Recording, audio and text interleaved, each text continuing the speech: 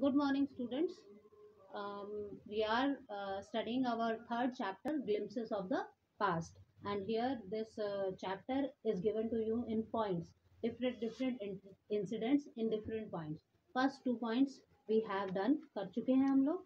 Now today we will going to start third point. First point was the martyrs, शहीदों के बारे में था. Second, the company's quest, East India conquest. East India company की जो जीत थी, और ये टाइम पीरियड है 1757 टू 1849 का टाइम पीरियड है, जब ईस्ट इंडिया कंपनी भारत में आई और भारत के शासक जो आपस में लड़ रहे थे, और ईस्ट इंडिया कंपनी ने वो इसका फ़ायदा उठाया और वहाँ पर इंडिया पर उनका शासन हो गया. Now today will start with third point, British rule, British शासन के बारे में. Time period is 1765 to 1836. 1765 से 1836 का समय. ये उस समय क्या था? Religious leaders preached in ideas like untouchability and child marriage. जो हमारे रिलीजियस लीडर्स थे, जो धार्मिक गुरु थे, वो जो थे, प्रीच मीन्स होता है उपदेश देना, धर्म उपदेश देना. वो लोगों को जो है, जो हमारे विचार जो थे, विचार भी कौन से थे? अनटचेबिलिटी, छुआछूत, एंड चाइल्ड मैरिज, बाल विवाह के बारे में वो लोगों को उपदेश देते. इन आइडियाज पर, इन विचारों पर लोगों को धर्म उपदेश देते थे. क्या कहा उन्होंने?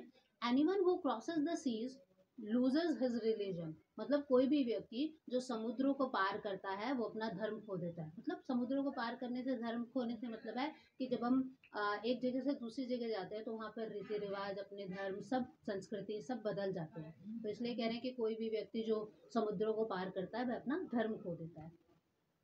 All the misery in the world is due to women. अब ये यहाँ पर कह रहे हैं कि सारे जो जितने भी कष्ट होते हैं इस संसार में, इज ड्यू टू वुमेन, वो महिलाओं के कारण होते हैं, औरतों के कारण होते हैं. The truth was that Indians had lost self respect. अब सच्चाई क्या थी? कि भारतीय लोगों ने जो है अपना आत्मसम्मान खो दिया था, क्योंकि आपस में वो लड़ रहे थे, ब्रिटिश का शासन हो गया था उनके ऊपर. तो भारतीय लोगों ने जो है, सच्चाई यही थी कि भारतीय लोगों ने अपना आत्मसम्मान खो दिया था. The British scorn them. Scorn means होता है घृणा करना. ब्रिटिश जो थे, ब्रिटिशर्स जो थे, वो उनसे घृणा करते थे. किन से घृणा करते थे? भारतीय लोगों से घृणा करते थे. The natives are unworthy of trust, incapable of honesty. अब ये ब्रिटिश क्या कह रहे हैं भारतीयों के बारे में? नेटिव्स मीन्स निवासी. तो ये कि भारत के जो निवासी हैं, ये अनवर्दी ऑफ ट्रस्ट, अनवर्दी अयोग्य, ट्रस्ट मीन्स विश्वास, मतलब विश्वास के अयोग्य हैं, एंड इनकेपेबल ऑफ ऑनेस्टी, और ईमानदारी के में असक्षम है. मतलब ये ईमानदार भी नहीं है और विश्वास के पात्र भी नहीं है. ब्रिटिश जो है ये भारतीय लोगों के बारे में, भारत के वासियों के बारे में बोल रहे हैं. अब भारत को सामने एक व्यक्ति खड़ा है, as you can see in the picture, कि वो भारतीय जो है वो क्या कह रहा है? True your honour but I am honest. कि आप सच कह रहे हैं माय लॉर्ड, भगवान के लिए वर्ड यूज करते हैं योर ऑनर माय लॉर्ड, कि आप, लेकिन मैं ऑनेस्ट हूँ, मैं ईमानदार हूँ. मतलब और भारतीय तो बेईमान है, लेकिन मैं ईमानदार हूँ. ये सामने खड़ा एक भारतीय बोल रहा है. all of the situations and incidents you can see in the picture and understand it well. Being merchants the British wanted quick profits. अब व्यापारी होने पर, व्यापारी होने के नाते जो ब्रिटिशर्स थे, जो ब्रिटिश थे, वो जल्दी से लाभ कमाना चाहते थे, प्रॉफिट चाहते थे. Their heavy taxes forced farmers to abandon their fields. और उनके जो भारी भरकम कर थे, जो बहुत ज़्यादा कर उन्होंने भारतीयों पर लगा रखे थे, उन्होंने फार्मर्स को, किसानों को बाधित किया कि वो अपने, उनके जो खेत थे जहाँ पर वो फसलें उगाते थे, उसको वो छोड़ दें, त्याग दें. अबंडन मीन्स होता है छोड़ देना, त्याग देना.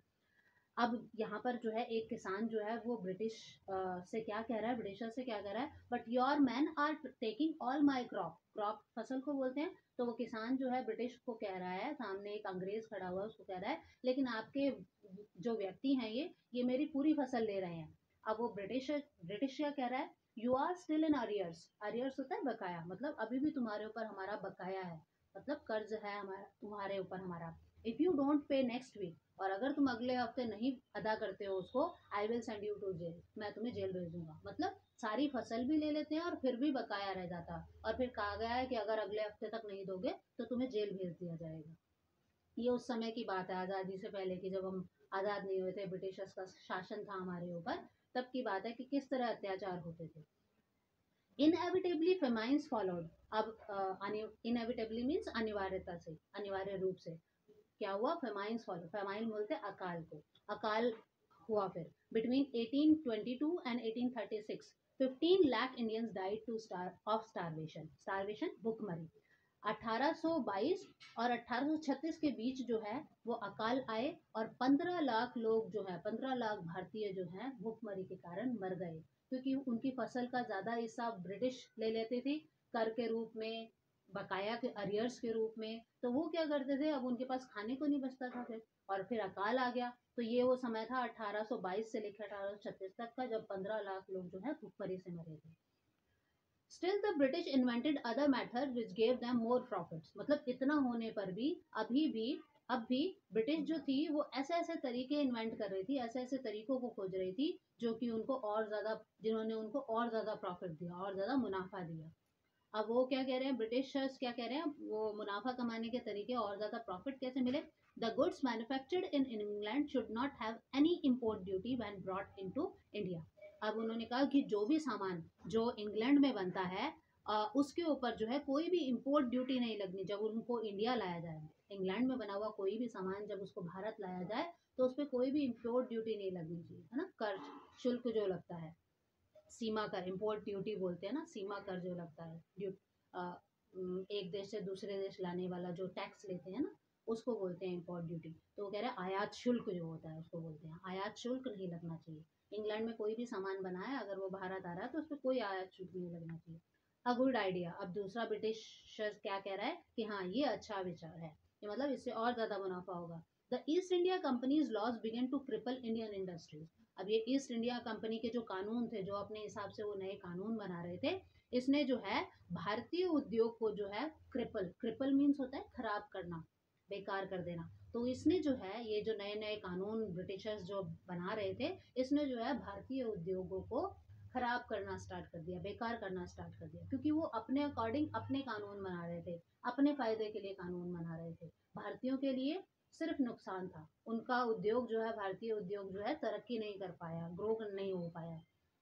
The British policies ruining the expert artisans and their business. अब ये ब्रिटिश पॉलिसीज जो थी, ये ब्रिटिश नीतियां जो थी, इन्होंने क्या किया, जो एक्सपर्ट आर्टिसन थे, कुशल कारीगर जो थे, एक्सपर्ट मीन्स कुशल और आर्टिसन बोलते कारीगर को, तो कुशल कारीगर जो थे और उनका जो बिजनेस था, उनका जो व्यापार था, उसने उनको रूइन, रूइन मीन्स तबाह कर दिया, बर्बाद कर दिया था, खत्म कर दिया था, क्योंकि वो कानून अपने हिसाब से बना रहे थे। तो उन्होंने उनका जो वो सब लॉ कारीगर थे, कुशल कारीगर, उनका बिजनेस जो था, उनका सारा बिजनेस जो है सब खराब कर दिया, सब बर्बाद कर दिया। Okay, now today we have completed the third point.